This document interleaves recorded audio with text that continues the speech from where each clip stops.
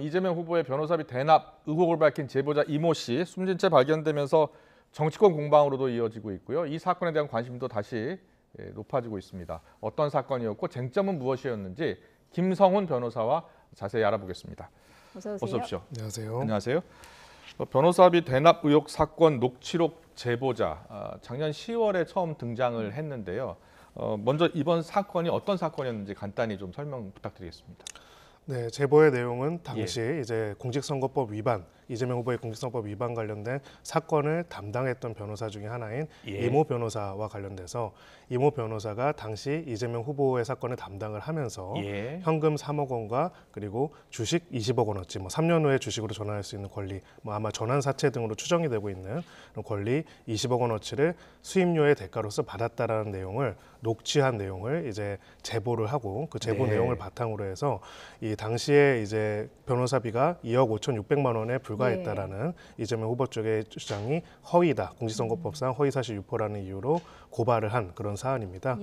이 내용과 관련돼서는 이제 해당되는 녹취록에 대해서 녹취록상의 내용이 사실과 다르고 허위로 작성된 거, 혹시 허위로 만들어지고 조작됐다라는 그런 내용들도 이제 민주당 쪽에서도 고발하고 두 가지 사건이 현재 진행 중인 상황입니다. 그랬군요. 두 가지 사건이 진행이 되고 있는 상황. 일단 이 공직선거법 위반 사건, 2018년 지방선거에서 이재명 후보가 이 공직선거법 위반 사건으로 고발을 당하면서 이게 1심, 2심 그리고 대법원까지 가서 이제 파기환송심 된 사건이잖아요. 네, 그렇습니다.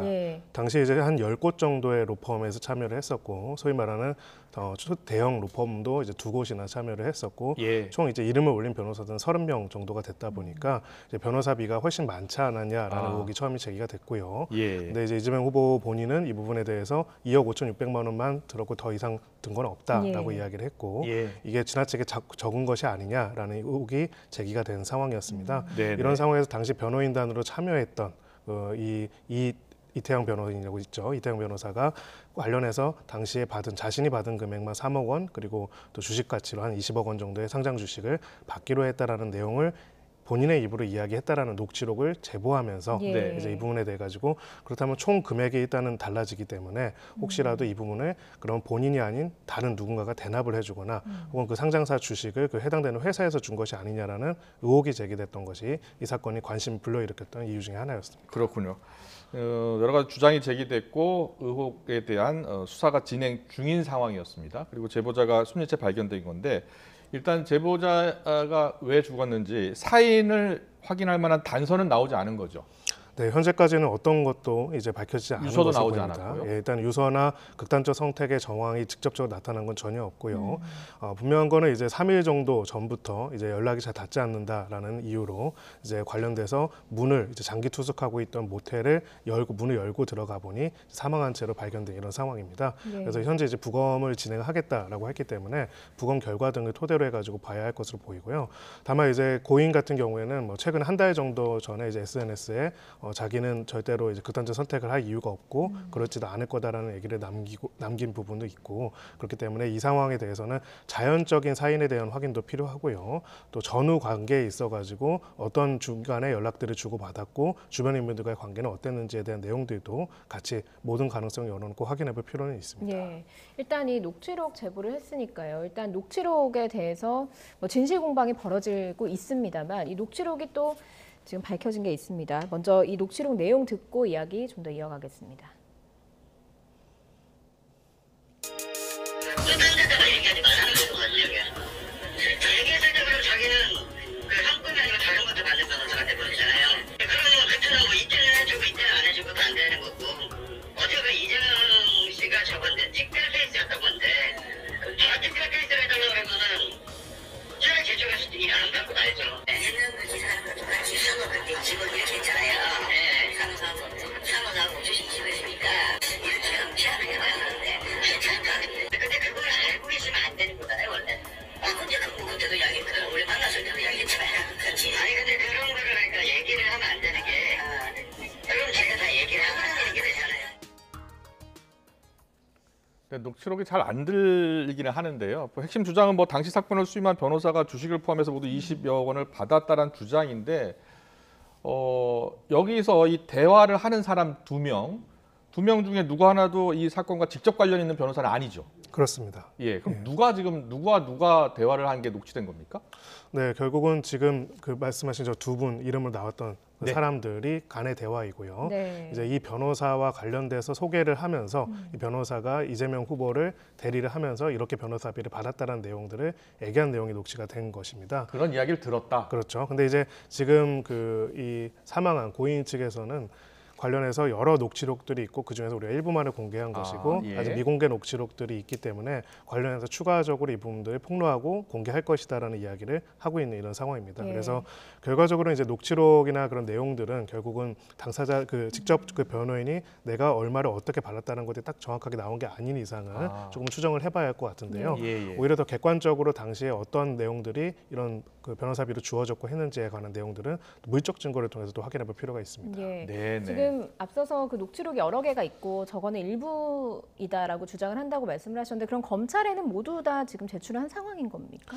일단은 지금 제출한 것으로 보이는데 네. 정확하게 이제 그 중에서 총 녹취록이 몇 개인데 그 중에 몇 개를 제출한 것인지를 명확하게 밝히고 있지는 않은 상황입니다. 그래서 그 부분을 확인을 해볼 필요가 있어 보이고요. 네. 다만 이제 녹취록보다 더 중요한 것은 녹취록만 있다고 해가지고 이게 또 증명되는 건 아니기 때문에 네. 해당되는 내용에서 특히나 이제 그 주식으로 20억이라는 부분, 현금 3억이라는 건 사실 찾아내기가 굉장히 어려운 것이라면요. 네. 주식으로 20억이라는 내용이 어디서 어떻게 나온 것이고 특히나 이 변호사와 관련돼 가지고 저런 주식이나 혹은 주식으로 전환할 수 있는 사채, 전환 사채 등의 어떤 흐름이 있는지 본인의 기명이든 차명으로든 그런 부분들이 있는지에 대한 전반적인 수사와 확인이 필요한 상황입니다. 네. 이재명 후보는 이와 관련해서 녹취록은 조작이다. 그리고 이게 당사자가 들어있는 게 아니라 제3자 간 대화 아니냐 이런 주장을 펴고 있고요. 지난해 국정감사 때도 관련 답변을 했습니다. 직접 듣고 오겠습니다. 저는 변호사비를 농협하고 삼성증권 계좌로 다 송금했고 그 금액은 2억 5천만 원이 조금 넘습니다. 그리고 예, 대부분 다 정리해 사법연수원 동기거나 대학 친구, 법대 친구들 이런 분들이어서 제3자들이 자기들끼리 녹음한 게 그게 녹음의 가치가 있습니까? 이것도 사실은 조작했다는 그 증거들을 우리가 가지고 있고 이미 검찰에도 제출했는데 이 검찰 그리고 수사기관들 이거 빨리 처리하십시오. 제가 정말로 변호사비를 불법으로 받으면 저를 구속하세요. 네. 지금 이 주장은 한쪽은 20억 넘게 받았다는 주장이고 그리고 3억 안 되게 2억 5,600만 원 들었다고 이제 이재명 후보는 주장하고 있고 그럼 통상적으로 이런 사건이 한 2년 정도 걸렸잖아요. 이런 사건의 변호사 비용은 얼마 정도 됩니까? 네, 이게 워낙 통상적인 사건이 예. 아니기 때문에 예. 통상적인 보수로 말하기 굉장히 어렵습니다. 그렇겠죠. 네, 다만 이제 10개 정도에 대한 로펌이 있었고 그중에서 2곳 같은 경우에는 굉장히 큰 로펌이었고요.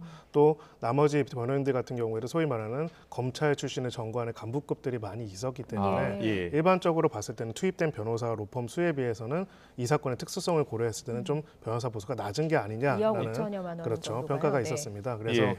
그렇다면 그 통상적인 경우보다 낮은 이유는 무엇인가에 대한 건 또 두 번째 질문인데요. 그렇죠. 이거와 관련돼 가지고는 아까 이재명 후보가 이야기한 것처럼 이제 여러 가지 친분 등이 있어가지고 사법연수원 동기, 대학 네. 친구, 법대 친구 네, 이렇게 그래서 이제 좀 상대적으로 저렴하게 해준 것이다라는 얘기가 있는데 이 부분과 관련돼서 그러면 상대적으로 저렴하게 해준 것이라면은 그 금액만큼을 소위 말해서 이제 문제가 있는 것이 아니냐, 네. 청탁금지법상 문제가 있는 게 아니냐라는 문제도 제기가 되어 있는 이런 상황입니다. 예. 그 녹취록 관련해서 좀 더 여쭤보자면 지금 녹취록을 누군가는 거짓을 하고 있고 이재명 후보 주장은 거짓이다. 또 녹취록을 제공한 사람 측에서는 사실이다 이렇게 주장을 하게 될 텐데 앞서서 물적 증거를 통해서 좀 확인을 해야 될 것이다라고 말씀을 하셨잖아요. 그러면 이제 검찰 수사가 지금 어느 정도까지 진행이 됐고 또 어느 정도로 진행이 돼야지 이 사건의 진실을 좀 파악을 할 수가 있는 겁니다. 바로 그 지점에서 좀 유감스러운 부분이 있습니다. 이 사건이 이제 문제가 되고 나서 11월 달에는 활발한 수사들이 이루어졌습니다. 당시 법정 윤리 협의회 이제 수집 내역들을 보고하는 곳들에 대한 압수수색도 있었고요. 관련돼서 여러 가지 이제 조사들이 진행이 되다가 언젠가부터는 사실 뉴스가 없습니다. 네, 그래서 이거 관련돼 가지고 지금 현재 어떻게 수사를 진행하고 앞으로 어떻게 수사할 것인지를 사실은 조망하기가 어려운 상황이고요. 예. 이재명 후보 말처럼 정말 허위 조작된 이야기라고 하면 그것 또한 밝힐 필요가 있고요. 만약에 이제 이 제보자나 고발인 측의 입장처럼 이런 문제가 분명히 증거가 있다면 그 또한 확인할 필요가 있습니다. 제일 안 좋은 거는 멈추는 것이죠. 이 부분에 있어가지고 정치적인 고려를 해가지고 수사를 진행하지 않고 지연시킨다면은 추후에 어떤 결과가 나오더라도 거기에 대한 신뢰가 얻기를 어렵고요. 오히려 그걸 가지고 국민적으로 더 분란이 일으게 되는 그런 문제밖에 안 생깁니다. 저는 이제 우리가 계속 녹취록 이야기를 하는데 어찌 보면은 녹취록보다는 더 중요한 건 물적 증거들을 확인하고 그 부분에 대해서 확보를 하는 것이 더 중요하다고 생각을 합니다. 설령 이제 그 녹취록 내용들이 진실이고 맞다고 할지라도 구체적으로 혐의 사실들을 입증하는 과정에 있어가지고는 어떤 주식을 어떤 전환사채를 어떻게 했는지에 대한 부분들이 확인이 필요하기 때문이죠.